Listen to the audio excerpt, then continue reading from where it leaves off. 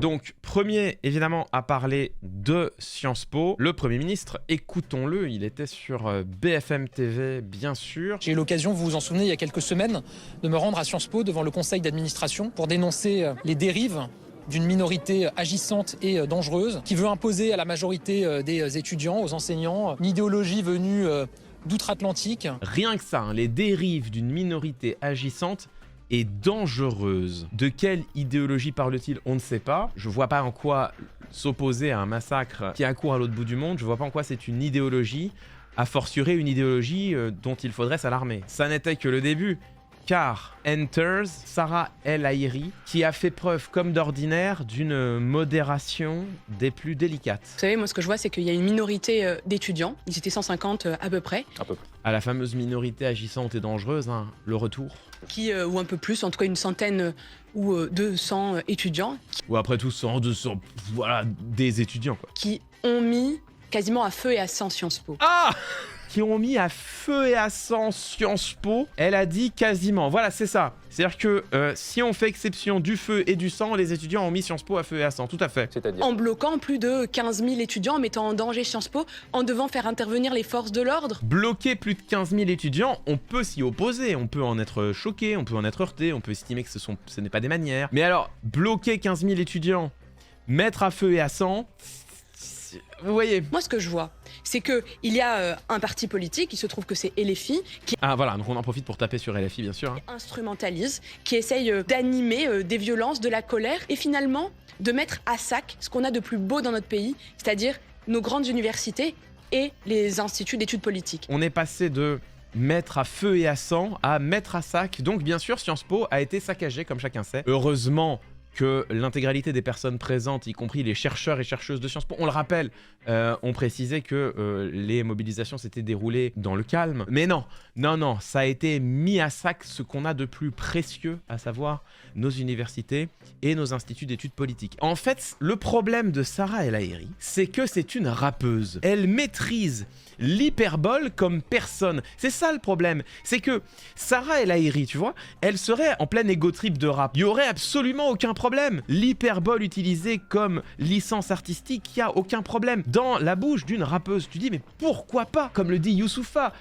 c'est vrai qu'on est extrême, mais que notre art est de vous choquer. Voilà. Quand tu es ministre, disons que t'es quand même astreint à un minimum de cohérence avec la réalité des faits. Voilà. L'hyperbole, un peu peut-être de temps en temps, t'as le droit de vouloir susciter un peu d'émotion, mais quand cette hyperbole te conduit à nier de manière absolument manifeste, totale et massive la réalité des faits qui sont devant toi. Parce que, encore une fois, vous avez ici une rare image de Sciences Po mis à feu et à sang par les étudiants, n'est-ce pas? Regardez les flammes, vous ne les voyez pas? Regardez mieux. C'est du Trumpisme. C'est-à-dire qu'elle a les faits sous les yeux. C'est des étudiants qui ont occupé le bâtiment, occupé les salles de classe, perturbé le déroulement des cours pour mettre des banderoles. Voilà, c'est ça la réalité. On a le droit d'estimer que les étudiants n'ont pas à bloquer leur établissement. On peut le dire. Mais par contre, tu peux pas dire que Sciences Po a été mis à feu et à sang. Tu peux pas dire ça. Tu peux pas dire que Sciences Po a été mis à sac. C'est pas vrai non plus. J'ai envie de dire, comme d'habitude, elle jette l'eau propre sur les étudiants, mais sans raison. Ces étudiants, ce sont des jeunes adultes. Ils savent leurs droits et leurs devoirs, leurs responsabilités. Et donc quand on fait le choix de ne pas respecter les règles,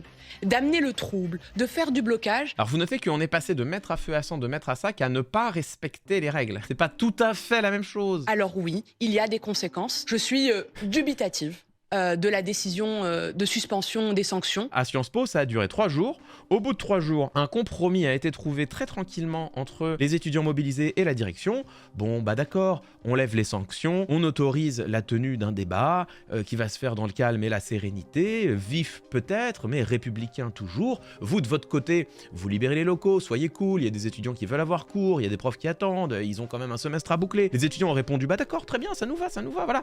Ça n'arrive jamais. On est quand même à tout le moins dans une mobilisation qui ne frappe pas par sa radicalité, qui frappe au contraire par son côté pacifique, par son côté plutôt modéré en réalité, plutôt modéré, ouvert au dialogue. Normalement, tu devrais te féliciter qu'il y ait un compromis qui ait été trouvé entre les étudiants et la direction. Tu devrais te dire, bah voilà, c'est super, c'est comme ça que devraient se régler absolument toutes les mobilisations étudiantes. Le gouvernement, ça devrait être ça son modèle. C'est très macroniste en réalité. Mais non, elle est là genre, ils ont pas été sanctionnés.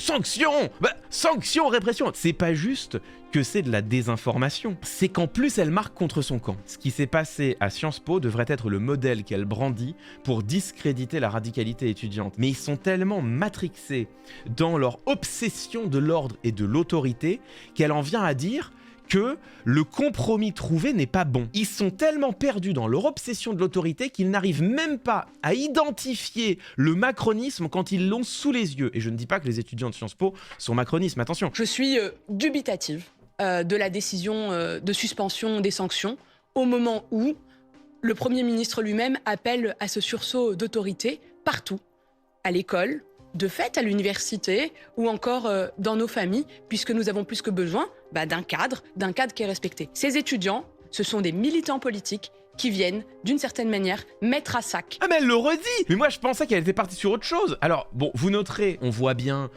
la vision qu'ils et elles ont pour notre société, notamment pour notre jeunesse. Ils veulent une jeunesse qui se tient sage, ils veulent une jeunesse, y compris universitaire et estudiantine, qui respecte l'autorité, n'est-ce pas, qui se tient bien alignée. Moi je ne sais pas comment ils votent, et franchement, je me garderais bien de caricaturer tout le monde, mais ce que je vois...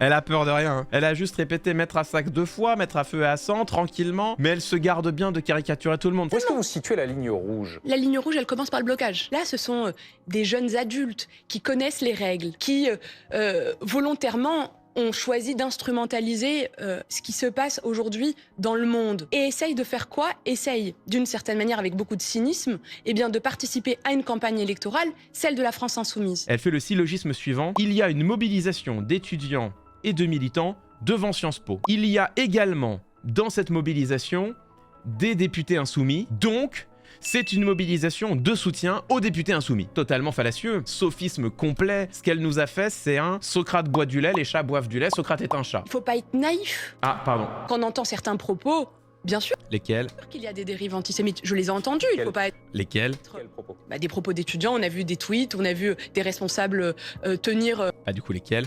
des appels au soulèvement. Des appels au soulèvement, c'est pas des appels antisémites. C'est pas la même chose. Qu'il y ait des tweets antisémites par les uns ou les autres, oui, il y a même une hausse des actes antisémites, il y a pas de doute. Là, on parle des étudiants de Sciences Po, donc les propos, elle les a entendus. Du coup, lesquels? On ne rentrerait pas dans le détail de ces propos, ils elle rentrera pas dans le détail. sont particulièrement sur le réseau X. Nouveau sophisme, il y a sur le réseau Twitter des militants pro-palestiniens qui tiennent des propos antisémites. Les étudiants de Sciences Po sont des pro-palestiniens. Les étudiants de Sciences Po tiennent donc des propos antisémites.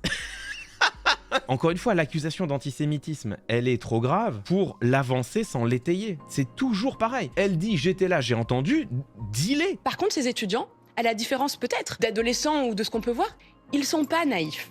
C'est là ce que j'essaye de dire. Ils ne sont pas naïfs et donc quand ils ne respectent pas la règle, ils doivent être punis. C'est comme ça que ça marche. La seule chose qui lui importe, c'est de réaffirmer l'autorité. En fait, elle, grosso modo, son argument, c'est un mot, c'est autorité. Tout ce qui lui importe, c'est de produire une argumentation qui semble vaguement cohérente, mais alors le mot important dans la phrase, c'est vaguement, pour atterrir sur la phrase suivante. À la fin, il faut rétablir l'autorité. Ils doivent respecter les règles. Demandez des comptes à la direction de Sciences Po Paris, donc vous n'approuvez pas les annonces d'hier soir. Je ne suis pas la ministre de l'enseignement supérieur. Fallait commencer par là, du coup. Peut-être c'était bien de commencer par là, puis de s'abstenir. On est sur une argumentation complètement à l'envers. Elle part de sa conclusion. Elle sait que sa conclusion, ça doit être « tu défies l'autorité, on t'apprend à la respecter ». Elle met en place les éléments rhétoriques pour y parvenir, peu importe que ces éléments rhétoriques soient des contre-vérités, peu importe que ces éléments rhétoriques relèvent de la désinformation, peu importe que les arguments ne tiennent pas, peu importe qu'elle soit obligée d'empiler les sophismes les uns sur les autres, les arguments les plus fallacieux,